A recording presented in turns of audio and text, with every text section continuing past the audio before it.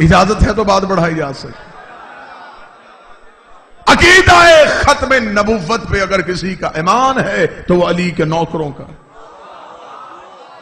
میں یہ بات اپنی قوم کے نوجوانوں سے صرف اس لیے کر رہا ہوں کہ آج کے دور میں آج پورے ملک میں شور برپا ہے، ختم نبوت، ختم نبوت، ختم نبوت، اور ختم نبوت کے ٹھیکیدار وہ بنے ہوئے ہیں جن کا نبی پہ عقیدہ ہی ٹھیک نہیں۔ میں پورے پنجاب کا نمائندہ مجمع میرے سامنے، میں شیعہ قوم کی ترجمانی کرنے لگا، حقیقی شیعہ نمائندگی کرنے لگا۔ میں بتانا چاہتا ہوں کہ تحریک کے ختم نبوت پہ اصل حصہ کس کا؟ تحریک کے ختم نبوت کے لیے قربانیاں کس نے دی؟ ختم نبوت پہ اگر کوئی بات کر سکتا ہے، میں پارلیمنٹ ہاؤس میں بیٹھے ہوئے مولویوں سے لے کے علماء بورڈ تک بیٹھے ہوئے مولوی سے کہہ رہا ہوں، قادیانیوں کے مرزائیوں کے مقابلے پہ اکیلے نہ جانا۔ ہمیں گھر میں بیٹھ کے کافر کہہ لیا کرو، لیکن جب دشمن کے مقابلے پہ جانا اکیلے نہ جانا، کیونکہ اگر تم کہے تو تم ختم نبوت پہ بات کر ہی نہیں سکتے، کیونکہ تم اپنی کتابوں میں لکھ چکے ہو کہ نبی نے حدیث کہی تھی اگر میرے بعد نبی ہوتا تو وہ ہوتا، جب ہونا ہی نہیں پھر کیوں ہوتا؟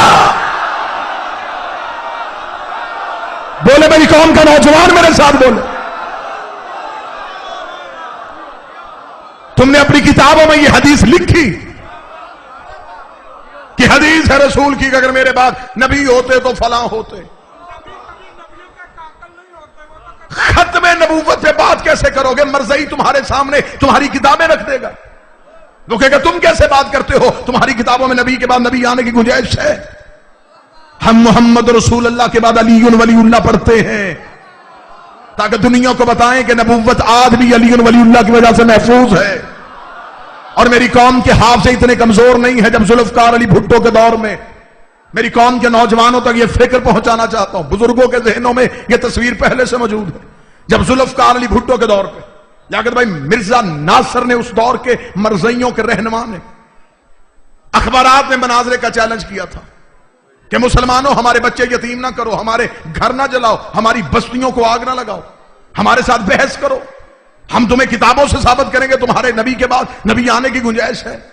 تمہارے پورے ملک میں ایسے خاموشی تھی جیسے خندق کے میدان میں تھی۔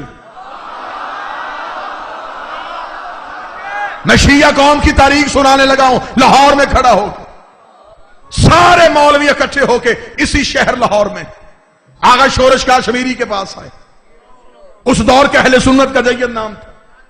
انہوں نے آگے کہا آغا شورش کاشمیری مرزا ناصر روزانہ اخبارات میں مناظرے کا چیلنج کر رہا ہے، تو اس نے کہا چیلنج کر رہا ہے تو پھر آپ مولویاں کریں مناظرہ؟ انہوں نے کہا نہیں جی ہم قاری ہیں، حافظ ہیں، بات مناظرے کی ہے، شیعوں کا اسماعیل بلاؤ۔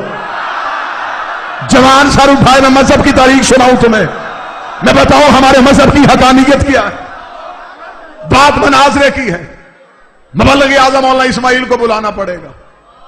اتنا جملہ کہنا تھا، یہ آغا شورش کاشمیری نے فون اٹھایا، درس آل محمد میں فون ڈائل ہوا۔ توجہ میری طرف کرنا، ذہن میری طرف رکھنا، جس دور کی میں بات کر رہا ہوں اس دور میں شیعہ کافر کا نعرہ عروج پہ تھا۔ مولوی جلسوں پہ شیعہ کافر کا نعرہ اپنی ذمہ داری سمجھ کے لگواتے تھے۔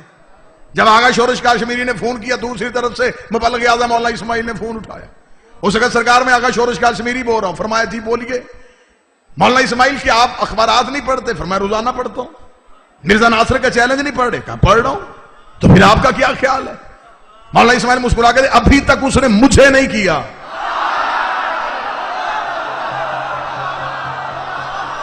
رات کے اس پہر میں جو عقیدہ سننا چاہتے اس نے ابھی تک مجھے چیلنج نہیں کیا۔ جب مجھے چیلنج کرے گا میں کسی سے پوچھوں گا نہیں۔ اس نے کہا جی یہ سارے علماء کرام اکٹھے ہو کے میرے پاس آئے ہوئے ہیں، لاہور میں بیٹھے ہوئے ہیں، اور یہ کہہ رہے ہیں کہ قبلہ مبلغ اعظم مولانا اسماعیل صاحب کی علمی خدمات سے فائدہ اٹھایا جائے۔ آخر مولانا اسماعیل کی بڑی علمی خدمات ہے۔ اب میں جملہ بھی پڑھوں گا اور چہرے پڑھوں گا کہ یہ جملہ کس کس چہرے پہ اثر کیا ہے اور کس کس سر کے اوپر سے گزر گیا ہے۔ جب اس نے کہا نا آغا شورش کاشمیری نے، میں نے جو لفظ پہلے کا وہ بات ذہن میں رکھیے گا، شیعہ کافر کا نعرہ عروج پہ تھا۔ اس نے کہا یہ سارے مولوی کہہ رہے ہیں کہ مولانا اسماعیل کی علمی خدمات حاصل کرنی پڑے گی، قبلہ اسماعیل نے کہکا لگایا. شورش کاشمی نے کہا جی آپ مسکرا کیوں رہے ہیں؟ قبلہ نے کہا پہلے ان علماء کرام سے ایک بات پہ فتویٰ تو لے کے دے, ان سے اتنا پوچھ اسلام نے کافر سے مدد مانگنا جائز ہے؟ ہائے ہائے, کیا مذہب اسلام نے کافر سے مدد مانگنا جائز؟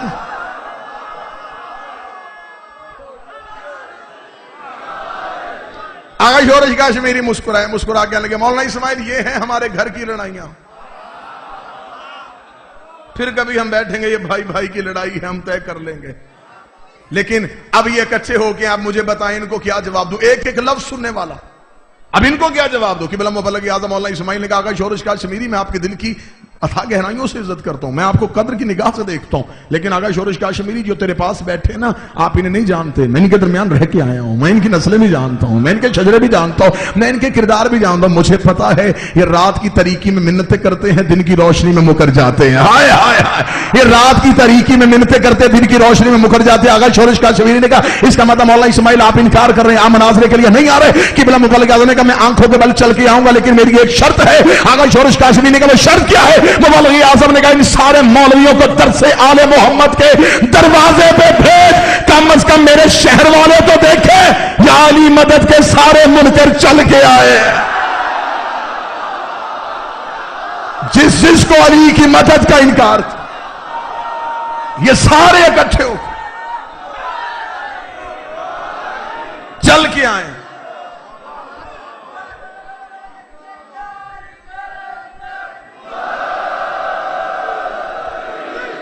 تاریخ سناؤں تمہیں ختم نبوت کی, یہ تاریخ اپنے ذہنوں میں محفوظ رکھنا تاکہ آج کے دور میں تم جواب دے سکو کہ ختم نبوت پہ اگر کوئی قربانی ہے تو ہماری ہے. سارے مولوی اکٹھے ہو کے درس آل محمد کے کیا کہنے ان علماء کرام کے جن کی قبریں ہمارے جسموں سے زیادہ مہنگی ہیں, جن کا پیشہ شیعہ نہیں جن کا مذہب شیعہ تھا, جنہوں نے نگر نگر علی ولی اللہ پھیلایا, چھت چھت پہ عباس کا علم لہروایا, کریا کریا نگر نگر جا کے زہرا کا حق منوایا. سارے مولوی اکٹھے ہو کے درس آل محمد کے دروازے پہ قبلہ مبلغ اعظم کو ساتھ لیا. رات کے اس پہر میں اتنا تھکا ہوا مجمع اگر یوں عقیدہ سنے گا تو پھر آپ کی اس عقیدے کی بلندی کو دیکھ کے میں جملہ کہنے لگا ہوں. سارے مولوی اکٹھے ہو کے قبلہ مبلغ اعظم اسماعیل کو ساتھ لے کے چل پڑے. پارلیمنٹ ہاؤس میں مناظرہ تھا, ججز, وکلا, دانشور, منسٹر یہ سارے کے سارے بیٹھے انتظار کر رہے تھے. سارے کے سارے مولوی سامنے کرسیوں پہ بیٹھے ہوئے تھے. میں گھڑے میں منہ دے کے نہیں, کسی دیہات میں بات نہیں کر رہا, لاہور شہر کے مرکز میں لاؤڈ سپیکر پہ اپنی اتنی قوم کو گواہ بنا کے ویڈیو کیمرے کی موجودگی میں اپنے لفظ ریکارڈ کروا رہا ہوں. جہاں تک میں لفظ پہنچانا چاہتا ہوں مجھے یقین ہے یہ لفظ وہاں تک پہنچیں گی جن کانوں کی سماعتوں تک میں ٹکروانا چاہتا ہوں ان سماعتوں تک ٹکرائیں گے بھی. جب مبلغ اعظم کو ساتھ لے کے گئے اس وقت پارلیمنٹ ہاؤس میں مرزا ناصر آگے ایک ٹیبل پہ بڑی بڑی کتابیں رکھ کے مرزا ناصر بیٹھا مولویوں کے چہرے دیکھ رہا تھا اور ان سے کہہ رہا اٹھتے کیوں نہیں, مناظرہ کیوں نہیں کرتے, بات کیوں نہیں کرتے. سارے مولوی کہہ رہے ہمیں کسی کا انتظار ہے, کوئی آ رہا ہے. سب کی نگاہیں پارلیمنٹ ہاؤس کے دروازے پہ جمی ہوئی تھی. شاید بزرگوں کے ذہنوں میں وہ تصویر آج بھی موجود ہو, وہ میری ہاتھ تائید کے لیے اٹھائیں گے. سب کی نگاہیں پارلیمنٹ ہاؤس کے دروازے پہ تھی. جب پارلیمنٹ ہاؤس کا دروازہ کھلا مبلغ اعظم کے سر پہ کلا, پیچھے شاگردوں کے سروں پہ کتابوں کے وقت سے علی کا نوکر اس جلال سے پارلیمنٹ ہاؤس میں آیا جیسے دربار میں مختار داخل ہوا تھا. اس جلال کے ساتھ مبلغ اعظم کے داخل ہو رہا تھا. سارے مولوی خوشی میں اٹھ کے کھڑے ہوئے. مرزا ناصر نے اپنی کرسی چھوڑی, قبلہ اسماعیل کے سینے پہ ہاتھ رکھا, ہاتھ لگا, اسماعیل آپ کیوں آ گئے ہیں, آپ کیوں آ گئے ہیں؟ فرمایا تو نے چیلنج کیا تھا, اس نے تجھے غلط فہمی ہو گئی, میں نے مسلمانوں کو کیا تھا مومنوں کو نہیں کیا تھا.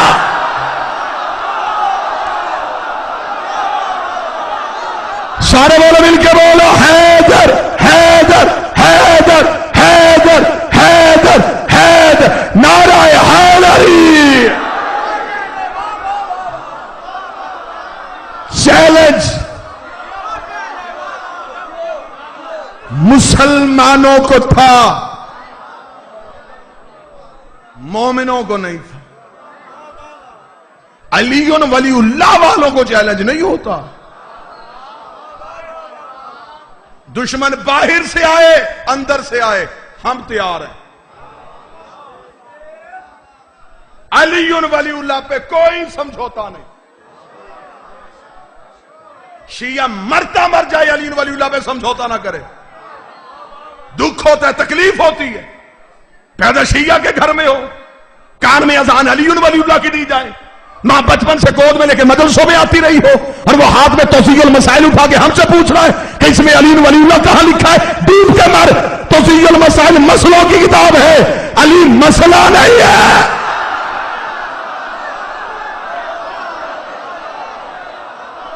علی حقیقت قاہرہ کا نام. مرتا مر سکتا ہے شیعہ, علی ولی اللہ پہ سمجھوتا نہیں کر سکتا. میری تائید آپ کریں گے تو میں جملہ ادا کروں.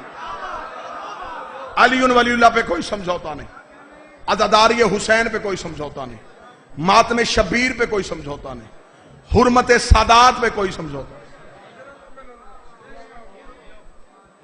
وہ قومیں برباد ہو جاتی ہیں جو اپنا تشخص چھوڑ دیتی. علی ولی اللہ تمہاری پہچان ہے. پیچھے نظر دوڑا کے دیکھو کہ ہمارے بزرگوں نے ولایت علی کو بچانے کے لیے قیمتیں کیا کیا دی. لیاقت بھائی مجھے جملہ قبلہ مبلغ اعظم کا اگلا جملہ میں مجھے ابھی یاد ہے, میں قبلہ مبلغ اعظم کا دوں. لودرا میں مناظرے کا موضوع جنازہ رسول حق بطول. سرنا ہلانا زبان سے بات کریں. جنازہ رسول حق بطول. رسول کا جنازہ کس نے پڑھا, کس نے چھوڑا, بی بی کا حق کس نے نہیں دیا. ان دو موضوعات پہ مناظرہ تھا. قبلہ مبلغ اعظم مولا اسماعیل مناظرہ کر رہے تھے. سامنے مولوی بدل بدل کے آتے رہے. ایک مولوی تھک جائے دوسرا آ جائے, وہ تھک جائے تیسرا آ جائے. ادھر اکیلے مولا اسماعیل بیٹھے, کتابوں کا ڈھیر سامنے رکھا. لطف لینے والی بات ہے, سامنے کتابوں کا ڈھیر ہے. اگر شام کے وقت ایک مولوی سامنے آیا, اس نے کہا مولا اسماعیل کتابیں بند, بحث نہیں کرنی, سوال کا جواب, مناظرہ ختم. علم مناظرہ کا اصول ہے کہ اگر فریق جواب دینے میں تاخیر کر دے اسے بھی شکست تسلیم کیا جائے. اور عقیدہ آپ نے دوسرے کی کتاب سے ثابت کرنا. اسے کہا مولوی اسماعیل صرف سوال کا جواب دے, تیرا موضوع کیا ہے مناظرے کا. مولا اسماعیل نے کہا جنازہ رسول حق بطول. اسے کہا ختم ہو گئی بحث, مناظرہ ہی ختم ہو گیا.